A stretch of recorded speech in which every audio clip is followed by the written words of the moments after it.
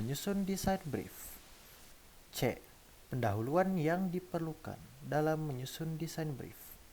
Desain brief adalah panduan tertulis untuk sebuah proyek desain yang dikembangkan bersama oleh desainer dan pihak ketiga. Panduan tertulis atau desain brief ini menjadi cetak biru yang diinginkan dari sebuah desain. Desain brief sebagai serangkaian instruksi spesifik dan detail yang harus diikuti untuk mencapai desain yang ideal. Bentuk desain brief bisa berupa rincian tertulis naratif yang sudah disusun secara sistematis berupa poin-poin oleh desainer berdasarkan project brief. Desain brief merupakan definisi awal dari masalah desain dan kemungkinan deskripsi strategi untuk menyelesaikannya. 1. Cara menyusun desain brief untuk pengembangan desain berdasarkan project brief. Brief merupakan komponen penting dari banyak proyek desain dan dapat memainkan sejumlah peran dalam suatu proyek. Fungsi desain brief dapat memfasilitasi untuk mengklarifikasi ruang lingkup, maksud, dan tujuan untuk berbagai pihak yang terlibat dalam proses pembangunan proyek desain. Kemudian, brief dapat memberikan garis besar kasar arah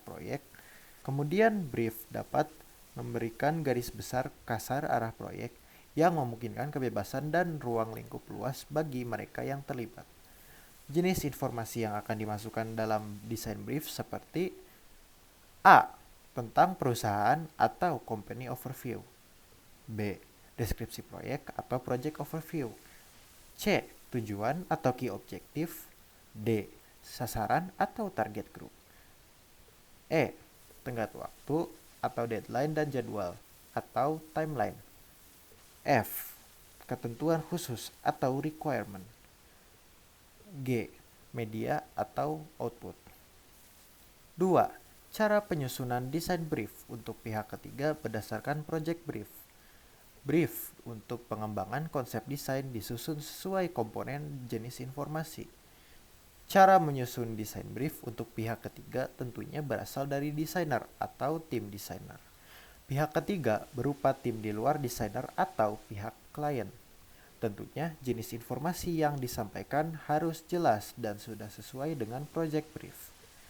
Orang-orang yang memiliki tanggung jawab untuk mengembangkan desain brief diantaranya A.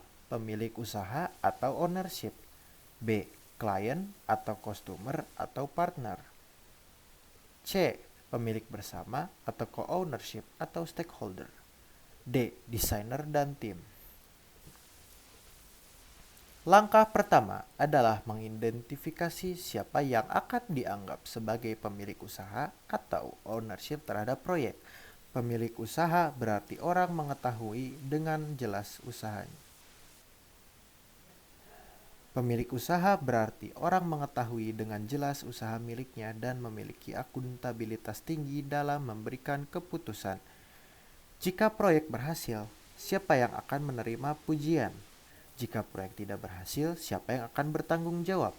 Biasanya, pemilik yang mewakili sebuah grup perusahaan dengan kebutuhan bisnis di bidang desain, rekan pemilik dari bidang desain. Klien atau customer, kebanyakan desainer menggunakan istilah klien atau pelanggan secara berlebihan, sehingga menganggap klien tidak mengerti desain dan cenderung menyalahkan klien atas desain sudah jadi nanti. Lebih baik berbicara tentang bermitra atau klien kerja. Dengan mengetahui orang-orang di suatu proyek untuk memunculkan tanggung jawab di masing-masing peran antara desainer dengan mitra sebagai klien atau mitra desainer dalam mengerjakan proyek. Pemilik bersama atau ownership telah melakukan rapat di awal proyek. Sekarang saatnya menentukan siapa yang akan menjadi bagian tim dalam menyusun desain brief. Biasanya terdiri dari daftar pemangku kepentingan atau stakeholder, desainer, penulis atau writer, dan tim teknis. Terdiri dari kurang lebih 10 orang yang benar-benar akan terlibat dalam pelaksanaan proyek sehari-hari. Tim proyek desain brief ini perlu dijaga relatif kecil dan memang orang-orang yang akan membantu desainer. Tujuan sebenarnya dari desain brief adalah untuk membuat brief desain selengkap dan bermanfaat mungkin. Pada akhir, seberapa lama juga ditentukan oleh persyaratan khusus dalam proyek dan kompleksitasnya. Desain brief dibutuhkan ketika ingin memulai proyek desain dan sudah mengisi proyek brief terlebih dahulu. Desain brief harus dikomunikasikan secara efektif. C. Keterampilan yang diperlukan dalam menyusun desain brief. 1. Menyusun desain brief untuk pengembangan konsep desain berdasarkan proyek brief. 2. Menyusun desain brief untuk pihak ketiga berdasarkan proyek brief. C. Sikap kerja harus bersikap cermat, teliti, dan taat asas dalam 1. Menyusun desain brief untuk pengembangan konsep desain berdasarkan proyek brief. 2. Menyusun desain brief untuk pihak ketiga berdasarkan proyek brief. Bab 3. Melaksanakan desain brief. A. Pengetahuan yang diperlukan dalam melaksanakan desain brief. Berapa lama seharusnya desain brief dilakukan? Jawabannya adalah selama diperlukan. Semakin cepat kebutuhan proyek desain, maka semakin cepat desain brief disusun dan dilaksanakan selama diperlukan. Banyak sekali desainer mengatakan bahwa mereka telah diminta berulang kali untuk membuat desain brief secepat mungkin. Setelah disusun, kemudian seorang desainer atau tim melaksanakan desain brief yang telah disusun dengan cara 1. Cara penguraian proyek desain secara komprehensif. Bagian ini disebut dengan deskripsi proyek atau project overview, di mana desainer mampu menguraikan proyek desain secara lengkap dan sesuai dengan proyek brief dari klien. Bagian ini akan berhubungan jelas dengan ruang lingkup proyek dan tujuan klien, berisi kebutuhan bisnis dan tujuan proyek, hasil yang diinginkan, dan kepemilikan proyek. Deskripsi proyek biasanya berisi ringkasan proyek berbentuk format narasi. Selain itu, terdapat informasi tentang perusahaan atau company overview, seperti visi, misi, dan tujuan perusahaan, serta kategorikan perusahaan atau kategori review, mengacu pada industri spesifik di mana produk dan layanan perusahaan terlibat. Tentunya terdapat kontak dan nama-nama orang yang akan terlibat. Contoh, perusahaan McDonald, kebanyakan orang mengatakan makanan cepat saji. Tentu McDonald menyajikan makanan cepat saji di restorannya, namun pada awalnya terlibat dalam kategori hiburan. Seluruh konsep yang menjadikan McDonald sebagai pemimpin industri makanan cepat saji di dunia, yakni memiliki konsep tempat bagi keluarga untuk dapat bersenang-senang. Di dalam McDonald biasanya terdapat taman bermain untuk anak-anak dan orang tua dapat memantau dan mendampingi anak-anaknya. Produknya Happy Meals yang berisi permainan, puzzle, dan mainan kecil, serta maskot dari McDonald itu sendiri, si badut Ronald McDonald. Semuanya tentang beristirahat sejenak, bersenang-senang bersama anak-anak. Mereka fokus pada hiburan tersebut karena pesaing makanan cepat saji lainnya berfokus pada penawaran makanannya. 2. Cara tujuan desain dalam project brief. Dalam hampir setiap project desain, ada semacam judul pekerjaan untuk proyek tersebut, seperti desain brosur baru untuk produk XYZ atau desain ulang pemanggangan roti model 1, 2, 3, 4. Dengan semua wajah baru pada merek dan branding, permintaan yang paling sering didapatkan adalah, bisakah Anda mendesain logo produk saya?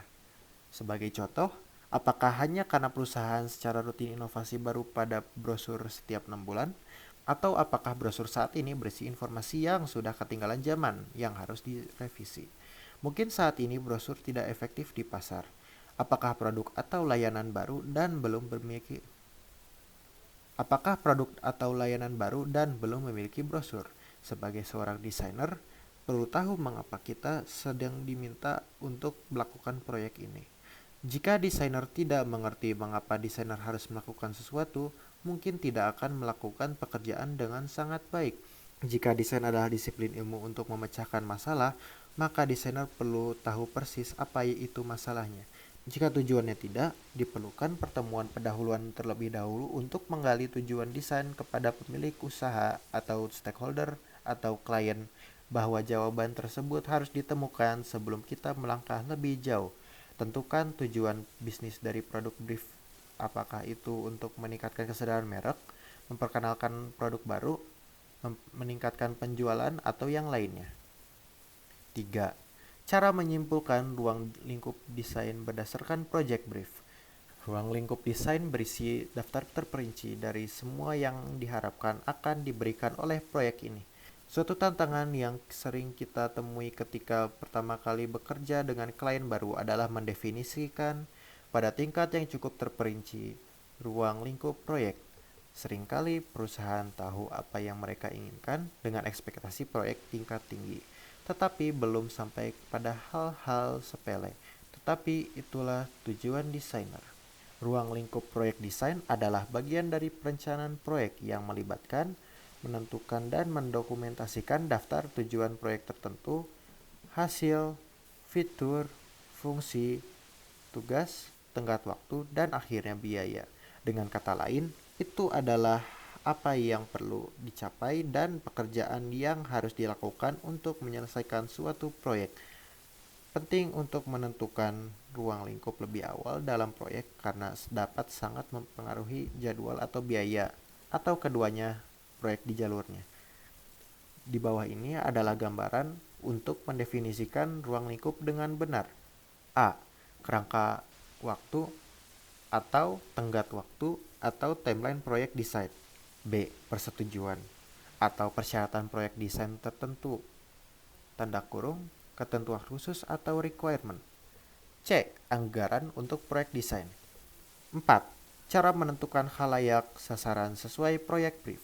Menentukan khalayak sasaran atau target grup atau target audience. Audiens sebenarnya digambarkan hanya dalam beberapa kata. Beberapa contoh termasuk wanita dan laki-laki 18 hingga 30, ibu, remaja, pemegang saham, eksekutif, dan yang populer semuanya.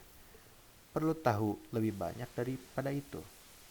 Apa jenis wanita 18 hingga 30, di mana mereka tinggal, tingkat apa pendidikan yang telah mereka miliki, apa minat mereka, apakah ibu termasuk nenek, ibu muda, ibu yang sudah dewasa. Oleh karena itu, menjadi penting untuk menggambarkan semua audiens target selengkap mungkin dalam desain brief. Berikan perhatian khusus untuk perbedaan nasional, budaya, regional, dan gender, terutama untuk penawaran global. Cara menentukannya dapat bertanya kepada klien dan menganalisa produk.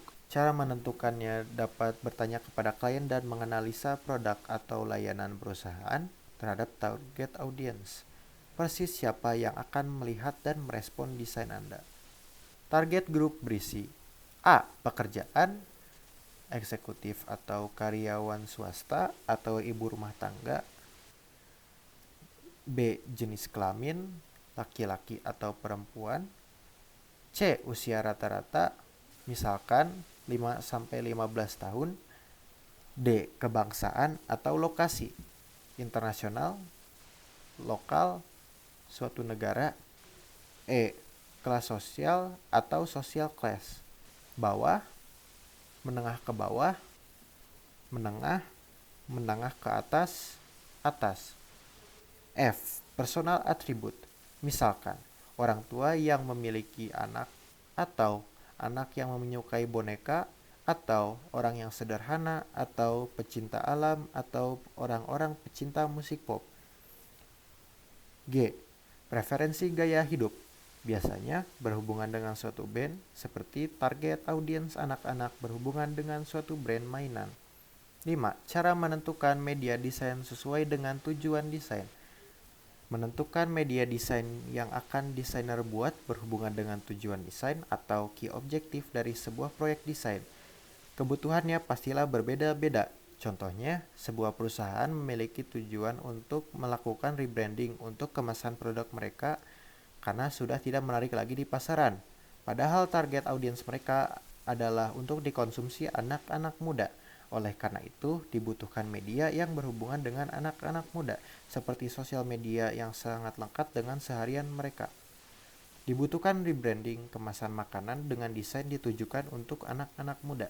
Pada umumnya, media desain dibagi menjadi A. Media digital, terdiri dari sosial media post, Facebook, Instagram, YouTube video, TV, website, aplikasi, billboard digital, semua media online. B. Media cetak terdiri dari kemasan, buku, poster, koran, billboard, spanduk. C.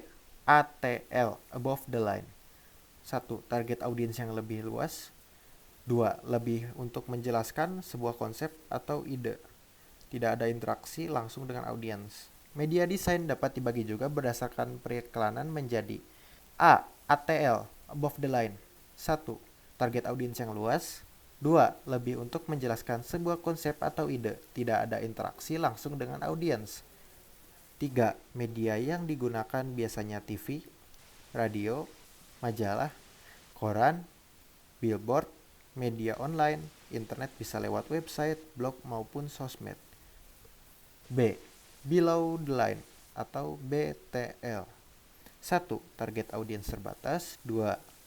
Media atau kegiatannya memberikan audiens kesempatan untuk merasakan, menyentuh, atau berinteraksi, bahkan langsung action membeli. 3. Media yang digunakan event, sponsorship, sampling, point of sale, materials, consumer promotion, trade promotion, dan lain-lain. 6. Cara melaksanakan waktu pengerjaan desain sesuai jadwal. Dengan mengikuti jadwal kerja yang sudah disepakati antar klien dan desainer, desainer dan tim perlu bekerja sama untuk membagi tugas sehingga tidak melewati tenggat waktu yang telah disepakati. Usahakan untuk memberikan tenggat waktu lebih awal dari batas yang sudah disepakati, sehingga ada waktu lebih jika proyek belum terselesaikan. 7. Cara pembagian tugas dan tanggung jawab sesuai proyek desain. Pembagian tugas dalam sebuah tim sangat dibutuhkan, sehingga mendapatkan hasil yang maksimal dalam tenggat waktu tertentu. Untuk itu, pembagian tugas dibagi berdasarkan A. Kemampuan desainer atau jabatan tertentu. B. Bidang desainer. C. Kecepatan kerja dan waktu desainer. B. Keterampilan dalam melaksanakan desain brief. 1. Menguraikan proyek desain secara komprehensif.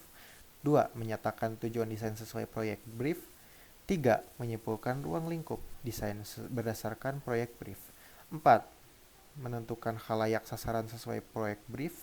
5. Menentukan media desain sesuai tujuan desain. 6. Melaksanakan waktu pengerjaan desain sesuai jadwal. 7. Mengerjakan pembagian tugas dan tanggung jawab sesuai proyek desain. C. Sikap kerja. Harus bersikap cermat, teliti, dan taat asas dalam 1. Menguraikan proyek desain secara komprehensif. 2. Menyatakan tujuan desain sesuai proyek brief. 3. Menyimpulkan ruang lingkup desain berdasarkan proyek brief. 4. Menentukan khalayak sasaran sesuai proyek brief. 5. Menentukan media desain sesuai tujuan desain. 6. Melaksanakan waktu pengerjaan desain sesuai jadwal. 7. Mengerjakan pembagian tugas dan tanggung jawab sesuai proyek desain.